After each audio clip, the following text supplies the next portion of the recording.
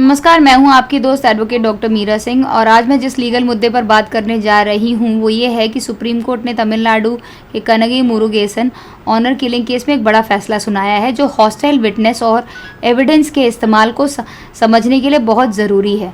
अगर आप criminal law या कोर्ट प्रोसीडिंग्स में इंटरेस्ट रखते हैं तो वीडियो आपके लिए है। बात 2003 की है जब मुरुगेसन जो दलित कम्युनिटी से थे और केमिकल इंजीनियरिंग ग्रेजुएट थे, उन्होंने कनगी जो 1 ईयर कम्युनिटी से थी, कॉमर्स ग्रेजुएट थी, उनसे शादी की।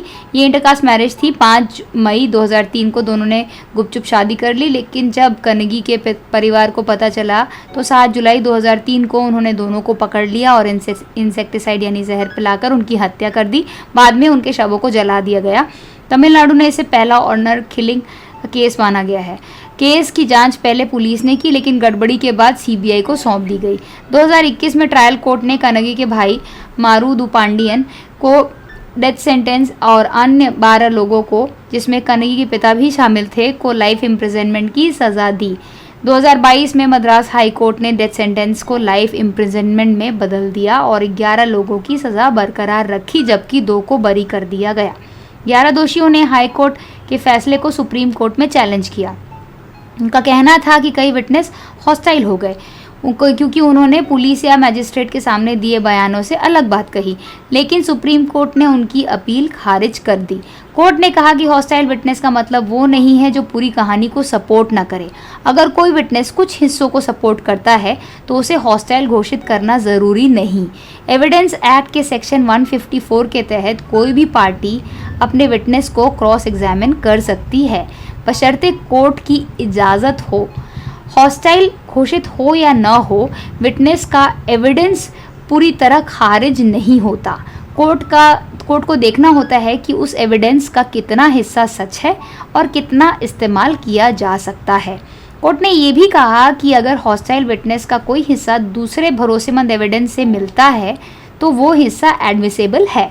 एविडेंस एक्ट में ऐसा कोई नियम नहीं है कि हॉस्टाइल विटनेस का एविडेंस पूरी तरह खारिज करना होगा। कोर्ट को उसकी वेरासिटी यानी कि सच्चाई जांचनी होती है। कोर्ट ने एक और ज़रूरी बात कही, कई बार हॉस्टाइल विटनेस की वजह ट्रायल में देरी होती है। इस केस में हादसा 2003 में हुआ, लेकिन सेशंस कोर्ट में केस 2010 में गया, चार्ज 2017 में फ्रेम हुए और फैसला 2021 में आया, यानी कि 18 साल की देरी। डिफेंस ने ये भी कहा कि डिफेंस लॉयर ने कि ज़्यादातर प्रोसिक्यूशन विटनेस मुरुगेसन के परिवार के थे, तो वो इंटरेस्टेड विटनेस हैं, तो लेकिन कोर्ट ने इस दलील को भी खारिज कर दिया। आखिर में सुप्रीम कोर्ट ने मुरुगेसन के पिता और सौतेली माँ को 5 लाख रुपए का कॉम्पनसेशन देने का आदेश दिया। तो दोस्तों, ये फैसला बताता है कि हॉस्टाइल विटनेस का एविडेंस भी कोर्ट में अहम हो सकता है और ऑनर किलिंग जैसे जघन्य अपराधों में सख्ती ज़रूरी है। इस चैनल पर प्रदान की गई सभी जानकारी केवल शैक्षिक और सामान्य जानकारी के उद्देश्य से है। ये किसी प्रकार की कानूनी सलाह का विकल्प नहीं है। यदि आपको किसी विशेष कानूनी मामले में सलाह की आवश्यकता है तो कृपया किसी योग्य वकील या विधिक विशेषज्ञ से संपर्क करें। अगर आप लीगल नॉलेज फ्री में पाना चाहते हो तो चैनल को सब्सक्राइब ज़रूर करना, बेल आइकन ज़रूर दबाना, ताकि आपको ऐसी अमेजिंग लीगल नॉलेज फ्री में मिलती रहे और हमारी जो लीगल नॉलेज लवर्स की कम्युनिटी है वो बढ़ती रहे, भारत में एक रेवोल्यूशन ला सके जहाँ पे मैक्सिमम लोगों को बेसिक लीगल नॉलेज हो सके। प्लीज़ वीडियो को लाइक करें। जितने भी लोग वीडियो को शेयर करते हैं, लाइक भी करते हैं, उन लोगों को थैंक यू सो मच।